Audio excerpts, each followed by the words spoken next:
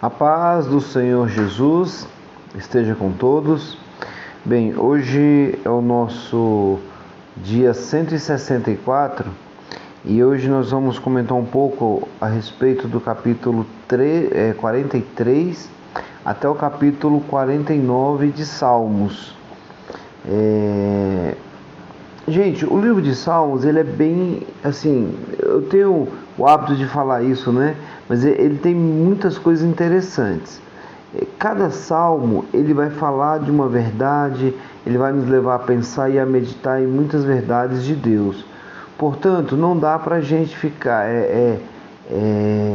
falar de todas as verdades de salmo por salmo, porque ele é um livro poético. Ele é diferente de um livro histórico em que você segue uma sequência histórica. Aqui não. Aqui Davi fala, aí daqui a pouco é os filhos de Jedutum, aí daqui a pouco tem um salmo de Moisés, aí daqui a pouco volta para o salmo de Davi, e cada salmo tem as suas características. Portanto, eu quero fazer algo para que você possa compreender, talvez aí, a vontade de Deus para você. Então, em primeiro lugar, eu quero comentar a respeito do capítulo 43 e talvez eu não faça nenhum comentário dos outros, porque, como eu disse, não dá tempo, mas você pode anotar e qualquer dúvida você pode perguntar que a gente vai respondendo, tá certo? No capítulo 43, o salmista, no caso Davi, ele vai clamar para que Deus venha defendê-lo dos seus inimigos. E quem são os inimigos pelos quais o Davi está falando aqui para que haja uma defesa, né, uma proteção? Ele fala de dois inimigos.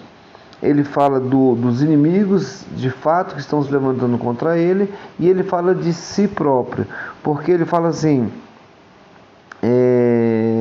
no versículo 1 e versículo 2, ele fala assim: Senhor, faze-me justiça, ó Deus, pleiteia minha causa contra a gente ímpia, livra-me do homem fraudulento e injusto. Esse é o pedido dele, me livra do homem fraudulento e injusto. E aí mais para frente, ele vai dizer para si mesmo, ele vai falar assim: por que está abatida, ó minha alma? Né? Por que te perturbas dentro de mim?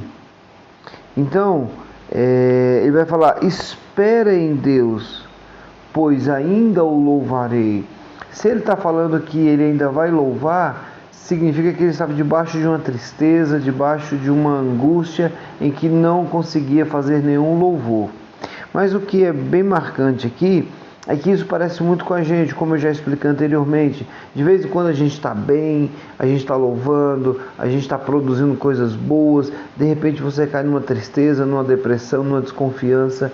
Essa é a nossa vida. E a gente tem que de vez em quando falar para a nossa alma: por que está abatida, ó minha alma? Por que você quer se perturbar dentro de mim? E ele dá a resposta: espera, pois, em Deus. Porque se você esperar em Deus, eu ainda o louvarei. O louvor é uma expressão da alma, né? Fala assim: eu não consigo me expressar, mas eu quero dizer para você, ó alma que está abatida, que está desregulada dentro de mim, eu ainda louvarei o Senhor. É uma briga do espírito com a alma, né? É bem marcante esse capítulo aqui. E o capítulo 44 é quando Davi vai falar a respeito da glória passada, né? Na verdade, esse capítulo 42, na verdade, esse capítulo 44, aliás, ele é um salmo que se fala o seguinte: masquil para o cantor mó entre os filhos de Corá. Então não é um salmo de Davi, tá? Então o autor ele vai falar o seguinte, que é interessante que ele fala duas coisas. Deus ele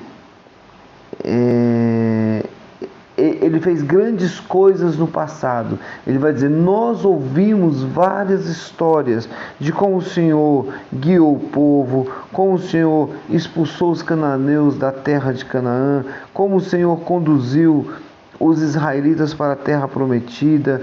E aí vai dizendo no versículo 3: o Senhor amou o seu povo. Deus, ele costumava sorrir para o seu povo e favorecê-lo. E aí o salmista, ele vai reconhecer que as vitórias de Israel não foi por causa de Israel, mas elas vieram diretamente do Senhor. E por isso ele louva ao Senhor. Só que de repente ele cai. Ele cai e vai falar assim, olha, no versículo 9 para frente, ele fala: nós fomos rejeitados pelo Senhor. Você já teve esse sentimento de ter sido rejeitado por Deus? Então, nós somos derrotados, massacrados, somos vendidos, sofremos sofrimento psicológico, os nossos filhos são ridicularizados, o povo é ridicularizado pelos povos vizinhos. Agora, há uma perplexidade aqui, que o salmista, ele sente que mesmo que o povo esteja sofrendo, o povo não é inocente. Não é isso? Por isso que o salmista vai pedir a Deus aqui que redima o seu povo. Então é isso. E nesse trecho também eu encontrei alguns cânticos. Alguns cânticos.